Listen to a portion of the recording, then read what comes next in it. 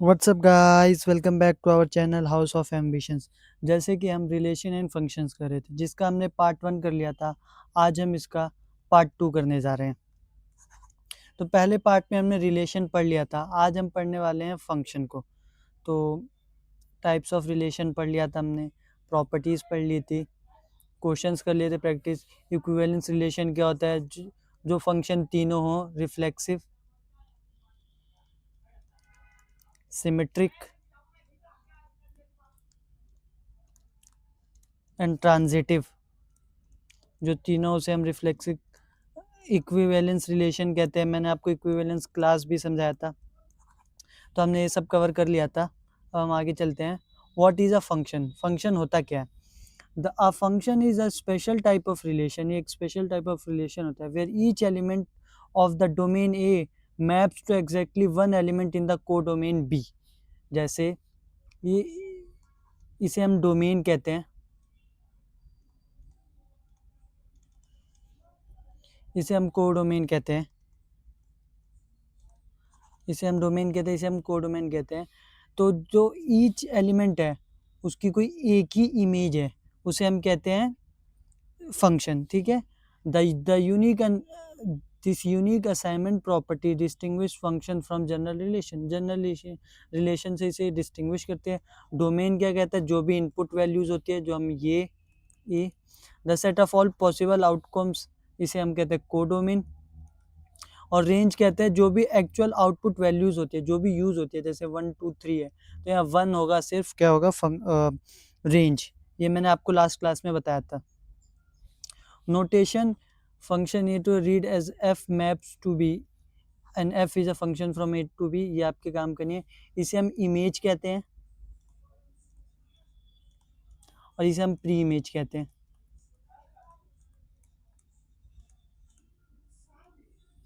ठीक है। अब आगे चलते हैं। तो हमें पढ़ना है टाइप्स ऑफ फंक्शन।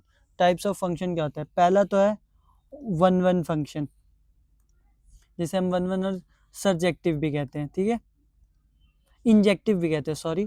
हम इसे, एक सेकंड, पेन का कलर चेंज कर लो फिर मैं, हाँ, जिसे हम इंजेक्टिव भी कहते हैं। तो distinct input always produce distinct output. मतलब दो, आप मान लीजिए कोई भी दो मैप्स हैं ए पी, तो हर जो किया एलिमेंट का 1 2 3 ए बी सी, जो कि है डिफरेंट वैल्यूज होगी, मतलब एक ही वैल्यू होगी, 1 की ए, 2 की सी, 3 की बी। तो ये हो जाएगा one one function. One one function कहते हैं हम इसे। ठीक है, इसे हम इंजेक्टिव भी कहते हैं। वन वन और इंजेक्टिव फंक्शन कहते हैं। No two different elements in the domain map to the same element in the codomain. कोई भी दो डिफरेंट वैल्यूज की, मतलब यहाँ पे जैसे 1 2 3 4 है और यहाँ ए बी सी डी है, तो 1 और 2 की सेम नहीं होनी चाहिए ए के ऊपर क्या इमेज। ठीक है, तो इसे हम कहते हैं वन वन फंक्शन, सेम नहीं होनी चाहिए। सेकंड, ऑन टू और सर्जेक्टिव। ऑन टू को हम सर्जेक्टिव भी कहते हैं। Every element of the codomain, जो भी एलिमेंट है कोडोमेन की, मैं इसको रफ करके आपको समझाता हूँ, मैप के थ्रू समझाऊंगा तो आपको ज़्यादा सही से समझ आएगा। जैसे एक ये और एक ये, मान लीजिए 1 2 3 4 ए बी सी डी। तो हर जो भी एलिमेंट है, जैसे 1 का बी मान लीजिए, 2 का ए, 4 का डी, 3 का सी, तो जो भी कोडोमेन है ना, उसकी प्री इमेज जरूर होनी चाहिए। जितनी भी कोडोमेन है ना, उस सबकी प्री इमेज होनी चाहिए, तब हम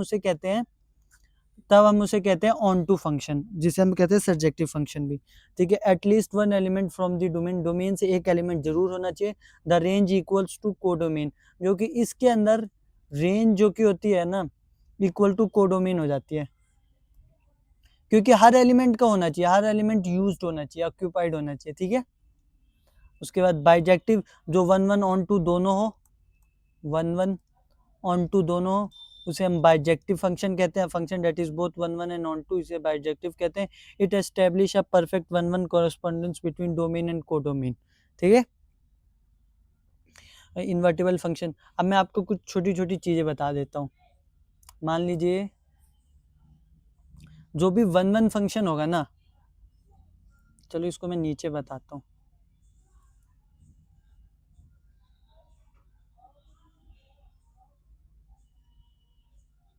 ठीक है। अब यहाँ बताता हूँ मैं आपको, जो भी 1 1 फंक्शन होगा ना,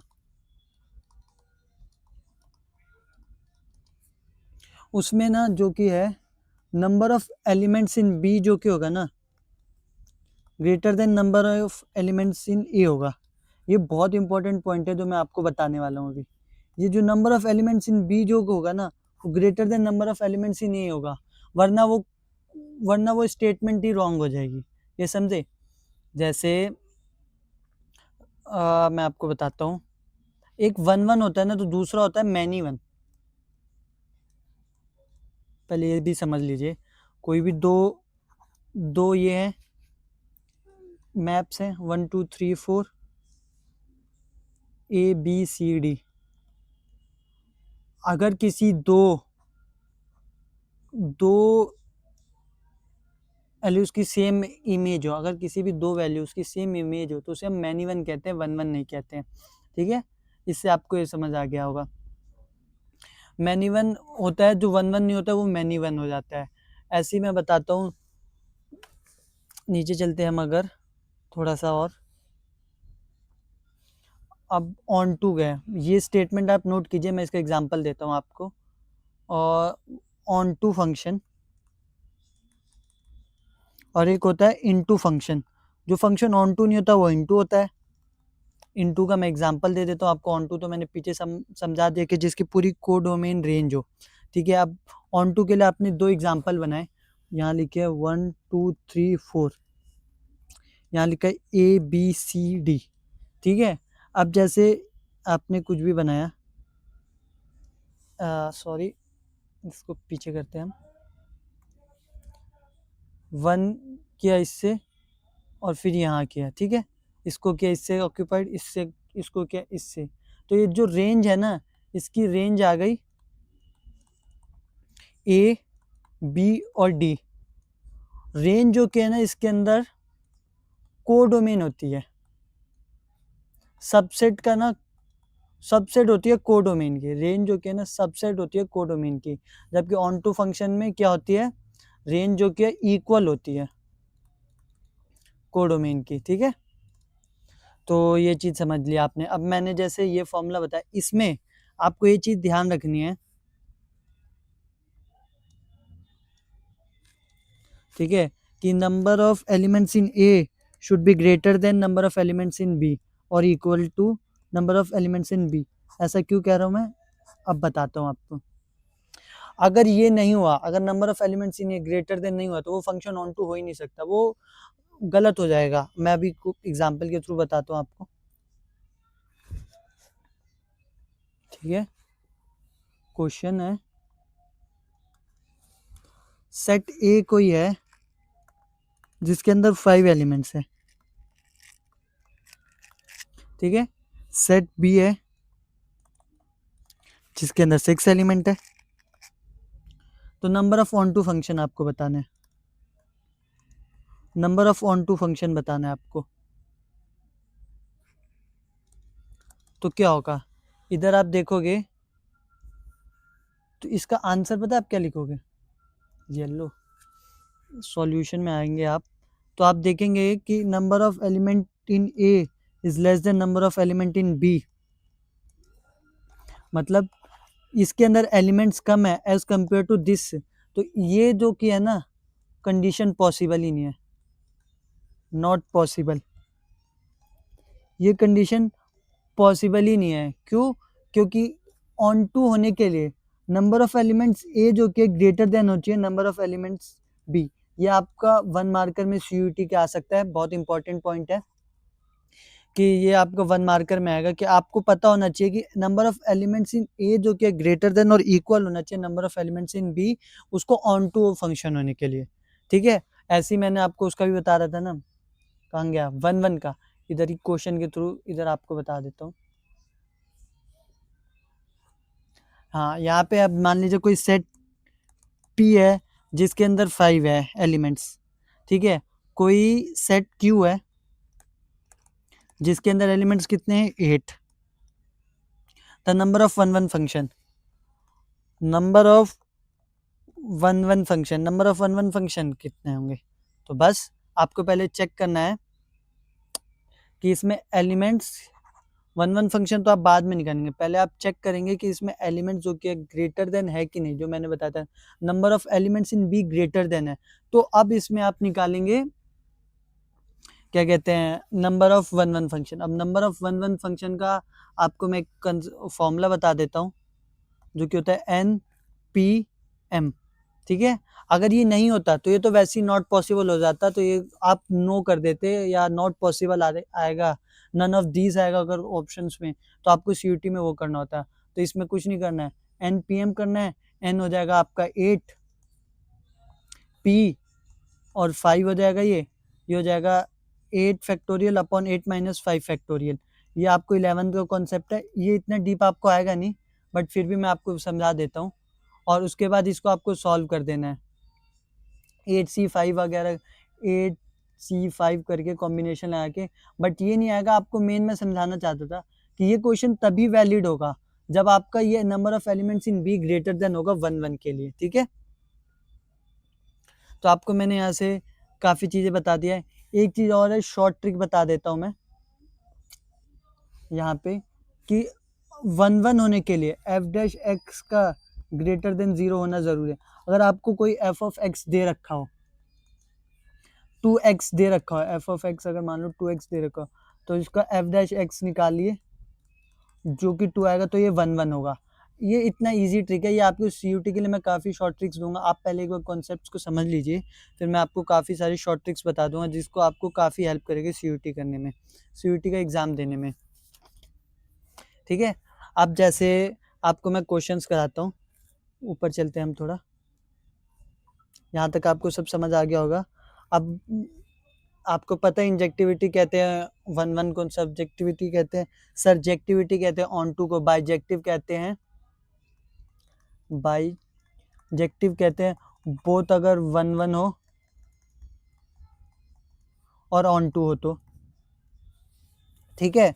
अब यहाँ पे पेन का कलर चेंज करते हैं। क्वेश्चन है कि हमें चेक करना है injectivity and सरजेक्टिविटी।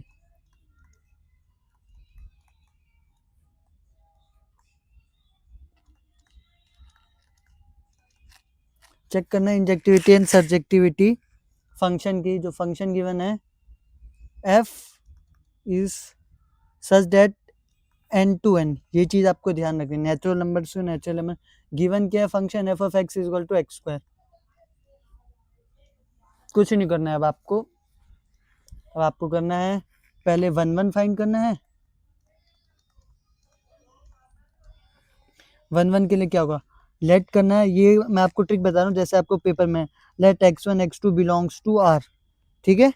Belongs to r क्यों कह रहा हूँ, बिलोंग्स टू n, ठीक है। इसके बाद क्या करना है, f(x1) को f(x2) के इक्वल कर देना है,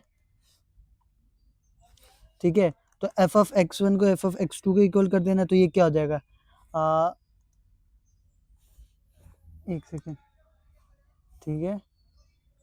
ये x1 का square is equal to x2 का स्क्वायर, तो दोनों साइड से स्क्वायर कट जाएगा, तो x1 is equal to x2, तो ये हो जाएगा 1 1।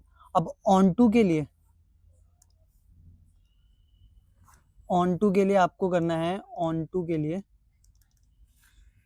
आपको करना है आपको NCERT की लाइन ही उठानी है। फॉर एवरी ऑन टू के लिए आपको पता है ना, ये पूरा जो भी कोडोमेन हो, ये कोडोमेन जो पूरा है वो पूरा रेंज के इक्वल होना चाहिए। तो अब नेचुरल नंबर में तो काफ़ी नंबर आते हैं, जैसे 1 2 3 4 5 6। तो आप ये फाइंड कीजिए कि आपको कोई नंबर है जिसका स्क्वायर करके आपको 3 मिले, नहीं। किसी का स्क्वायर करके आपको 2 भी मिल सकता है, नहीं, क्योंकि अगर -2 होता तब ना, लेकिन ये तो नेचुरल नंबर है, तो इसमें तो 2 पॉजिटिव होंगे, तो 1 2 3 4 वगैरह होगा। तो इससे अगर आप 2 का स्क्वायर करेंगे तो 4, 1 का स्क्वायर 1, 2 का करेंगे तो 4, 3 का फिर नीचे करेंगे तो 9 पे जाएगा। तो ये 2 3 5 ये सारे एलिमेंट्स बच जाएंगे, तो ये ऑन टू तो नहीं है, ये तो आपको डायरेक्ट पता चल गया। इसके लिए आपने 9 लाइन कैसे लिखनी है, NCERT की लाइन उठानी है। For every y belongs to n, for every y belongs to n does not exist x in natural number such that f of x और y कह सकते हैं हम इक्वल टू 2 हो, तो इससे क्या होगा, not one, not onto तो नहीं है ये, ठीक है। ऐसे ही अब आपको नेक्स्ट करता हूँ मैं। अब नेक्स्ट एग्जांपल करिए कि आपको चेक करने हैं सेम है, बट आपको जो कि क्वेश्चन एक्स क्यूब, पहले तो एक सेकेंड इसको पीछे जाइए, इसमें आपको दे रखा था natural number to natural number. अब एक है एक्स क्यूब के ऊपर क्वेश्चन कीजिए। फंक्शन क्वेश्चन के लिए दूसरा यूज करता हूँ पेन। ये फंक्शन जो कि है natural number to natural number जाता है, given by f of x is equal to x cube by f of x is equal to x cube. तो इसको आप पहले 1 1 चेक करना है आपको, वही आपको सेम क्वेश्चन है बस उसका नेक्स्ट पार्ट है। तो 1 1 चेक करना है, फिर ऑन टू चेक करना है। क्या हो रहा है, थोड़ा साफ सुथरा लिख देता हूँ। हाँ, पेन का कलर चेंज करते हैं पहले, ठीक है। अब करते हैं सॉल्व। तो कुछ नहीं करना आपको, 1 1 निकालना है पहले इसका, 1 1, तो फिर वही late x1 x2 belongs to R, let x1 x2 comma x2 belongs to R, तो f of x1 is equal to f of x2, ठीक है। अब आपको क्या करना है, x1 का cube is equal to x2 का क्यूब, क्यूब से क्यूब कट गया तो x1 is equal to x2, तो ये 1 1 हो गया।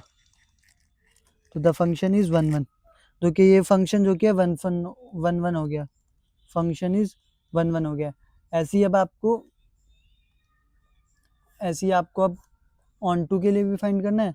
तो ऑन टू के लिए कुछ नहीं करना, लेट कीजिए, मान लीजिए एक्स क्यूब है, फिर से कोडोमेन फिल होनी चाहिए 2 3 4, ये किसी के भी क्यूब नहीं होते हैं, और इसके अंदर नेचुरल नंबर है तो पॉजिटिव नंबर होंगे, तो किसी के भी क्यूब नहीं होते हैं 2 3 और 4, तो एक कोडोमेन में फिल ही नहीं होंगे, आप बहुत सारे नंबर होंगे।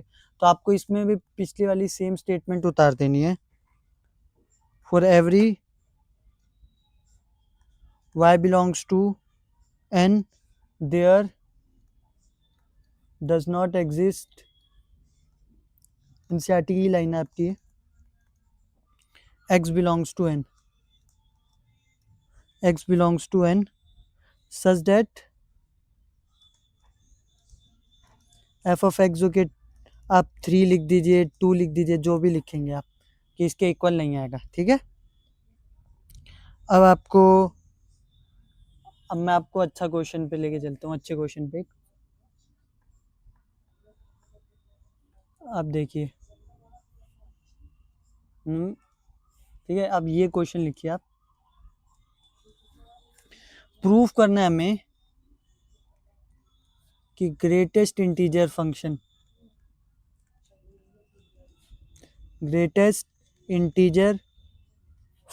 जो कि है ग्रेटेस्ट इंटीजर फंक्शन जो कि बिलोंग करता है function R to R, given by f of x is equal to greatest integer function of x। हमें प्रूव करना है कि ये ना ही 1 1 है ना ही ऑन टू है, ठीक है। तो पहले होता क्या है वो समझ लीजिए। ग्रेटेस्ट इंटीजर फंक्शन होता है ना कि ये जो कोई भी इंटीजर अगर वैल्यू के अंदर डाले, हमने 2 डाला फिर तो इंटीजर ही आता है, ठीक है। 6 डाला तो 6 आ गया, ठीक है। बट अगर आपने कोई पॉइंट में वैल्यू डाली, मान लीजिए 1.2 आया, तो जो भी ग्रेटेस्ट इंटीजर होगा ना इससे पहले वो आएगा। जैसे 1.2 से पहले कौन सा ग्रेटेस्ट इंटीजर है, 1 है। ऐसे ही आप कह सकते हैं -1.2 है, तो इससे पहले क्या है, -2 है। आपको पता होना चाहिए -2 आएगा इधर, कंफ्यूज होंगे बच्चे, सोच रहे होंगे -1 नहीं, माइनस नेगेटिव में उल्टा चलता है। ऐसे ही आप √3 है, जैसे तो √3 की वैल्यू क्या होती है 1.73। तो 1.73 से जो इससे पहले जो ग्रेटेस्ट इंटीजर होगा वो होगा इसका आंसर, तो इसका होगा 1। ठीक है, तो अब आपको प्रूव करना है कि ये 1 ऑन 2 है कि नहीं। अब मैं बताता हूँ, ये 1 भी नहीं है, ऑन 2 भी नहीं है। अब कैसे 1 मैं आपको समझा देता हूँ ये कॉन्सेप्ट, फिर आपको क्वेश्चन। मान लीजिए f(1) कितना होगा 1, f(1.1) कितना होगा 1। दो डिफरेंट इमेज की सेम वैल्यू नहीं आनी चाहिए, तो ये 1 नहीं है क्या, नॉट 1। 1 की मेन कंडीशन तो यही होती है कि दो डिफरेंट इमेज प्री इमेजेस की सेम इमेज नहीं आनी चाहिए। तो ये क्या हो गया, ये तो फंक्शन, ये तो 1 की पॉसिबिलिटी को पूरा नहीं कर रहा है। ठीक है, अब बारी है ऑन 2 की। तो अब यहाँ ऑन 2 है, तो ऑन 2 के लिए कुछ नहीं करना आपको।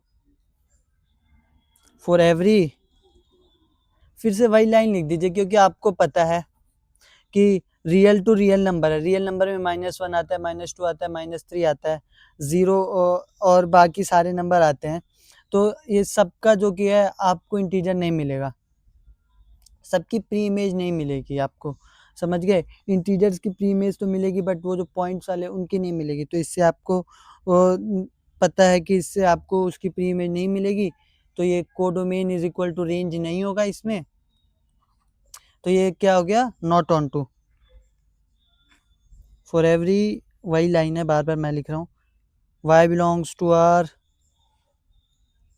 there does not exist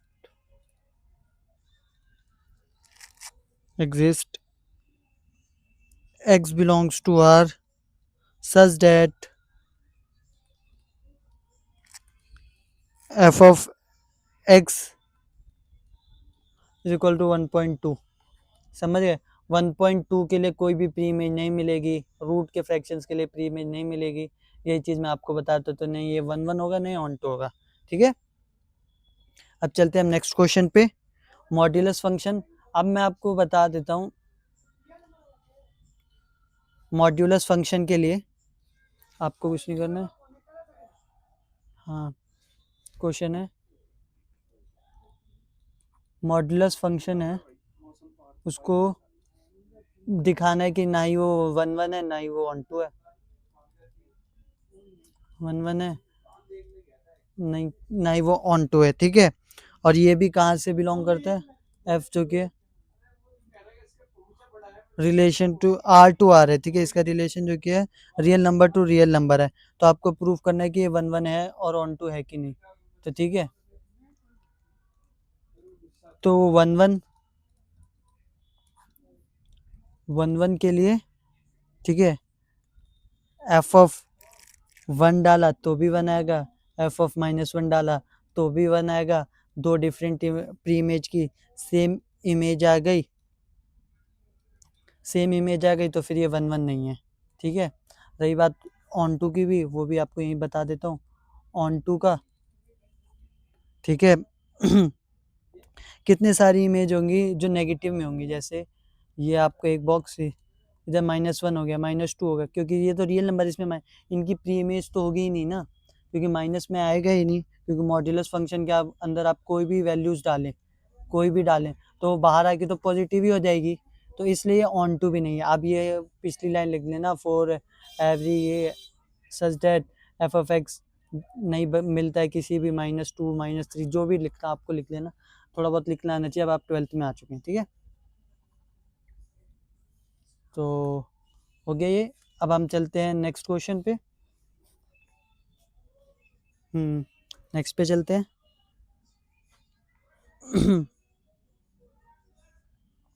अब यहाँ पे क्वेश्चन है,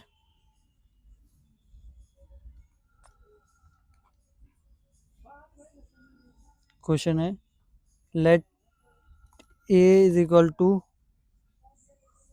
r does not include to 3 and b r does not include 1. Consider the function consider करना है हमें फंक्शन को,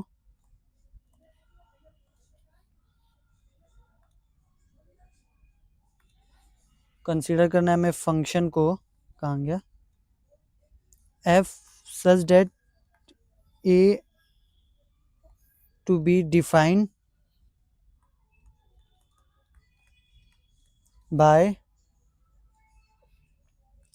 F of x is equal to x minus two upon में x minus three, जो कि ये 1 ऑन टू है कि नहीं हमें चेक करना है, तो कुछ नहीं करना, सॉल्यूशन तो f of x is equal to x minus two upon x minus three, let x1 x2 belongs to R, ये आपको ऐसे प्रेजेंट करना है। फिर क्या, f of x1 equal to f of x2, मैं थोड़ा ऊपर करता हूँ इसे, f of x1 equal to f of x2, तो x1 माइनस टू अपॉन में x1 minus three equal to x2 minus two upon में x2 माइनस थ्री, ठीक है। तो x1 x2 फिर माइनस में 3x1 माइनस में 2x2 प्लस में 6, ठीक है, is equal to x1 x2 minus में 2x1, फिर क्या होगा माइनस में 3x2, फिर होगा प्लस में 6, ठीक है। इस 6 से ये 6 कट गया, इससे ये कट गया, तो ये बता माइनस का 3x1 और तो माइनस का 3x1 प्लस का 2x1 हो गया ये, और माइनस का 3x2 और ये प्लस का 2x2 हो गया, तो ये माइनस का x1 इक्वल टू माइनस का x2 बचा, माइनस से माइनस कटा तो x1 इक्वल टू x2 आ गया, तो ये फंक्शन क्या होगा 1 1 होगा, फंक्शन जो कि 1 1 हो गया। अब ऑन टू चेक करना है, ऑन टू के लिए कुछ नहीं करना, let f of x is equal to y करना, अगर प्रूफ हो गया तो फिर वही लाइन लिखना, नहीं हुआ तो डज नॉट एग्जिस्ट लगा देना। नीचे चलो, एक सेकेंड रुको, मैं थोड़ा इसको नीचे ले जाता हूँ। तो y equal to x minus two upon इसके इक्वल करना है और हमें प्रूफ करना होता है, ठीक है। तो x y minus 3y is equal to x minus two, 2 minus 3y equal to x minus x y, 2 एक second 2 minus 3y is equal to x 1 minus y, तो x is equal to 2 minus 3y upon में 1 minus y, तो यहाँ x आ गया। अब आपको कुछ नहीं करना, इस y के अंदर इस x को पुट कर देना है, इस x की जगह इस y की इक्वेशन में x को पुट कर देना है, और फिर आपका आ जाएगा f of x is equal to y, ठीक है। तो इससे आपका ऑन टू प्रूफ हो जाएगा, ऑन टू प्रूफ हो जाएगा, ठीक है। उसके बाद मैं आपको कुछ आपकी शॉर्ट ट्रिक बता देता हूँ जो आपके लिए काम आएंगी, ठीक है। थोड़ा इसको लेके चलते हैं, थोड़ा सा नीचे, ठीक है। अब देखिए ये जो आपके काम आएंगी जो, ठीक है, ग्राफ ऑफ फंक्शन, फंक्शन का ग्राफ। अब जैसे कोई ग्राफ दे रखा है आपको, ठीक है, अब इसमें मान लीजिए ऐसे आपको ये दे रखा,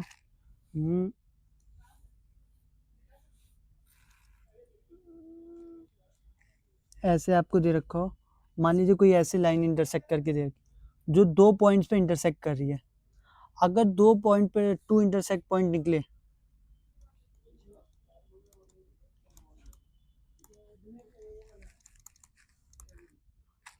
तो अगर 2 इंटरसेक्ट पॉइंट निकले तो फंक्शन नहीं है, समझ गए, फंक्शन नहीं है, नॉट फंक्शन। ऐसी अब दूसरा ग्राफ समझिए आप, अब ऐसे है कोई, मान लीजिए इसमें लाइंस है, एक सेकेंड, 1 2 3 4 ऐसे बहुत। तो इसके आप इंटरसेक्टिंग पॉइंट्स देखेंगे ना, at a time 1 intersect point ही है बस, 1 इंटरसेक्ट पॉइंट ही है बस। तो 1 इंटरसेक्ट पॉइंट है तो ये क्या हो जाएगा, फंक्शन। ऐसा ग्राफ आपके सीयूटी के पेपर में आया था, इसलिए मैंने आपको समझा दिया कि अगर 2 इंटरसेक्ट पॉइंट होंगे तो वो फंक्शन नहीं होगा, अगर 1 इंटरसेक्ट पॉइंट होगा तो वो फंक्शन होगा। बाकी आपको मैंने छोटी मोटी चीज़ें बता दी है कि ए बिलोंग्स टू अगर बी करता है तो ये क्या होता है, डोमेन, ये होता है कोडोमेन, बाकी रेंज क्या होता है, बाकी सब मैंने बता दिया। तो आई होप आपको सब समझ आया जो मैंने आपको फंक्शन के बारे में बताया।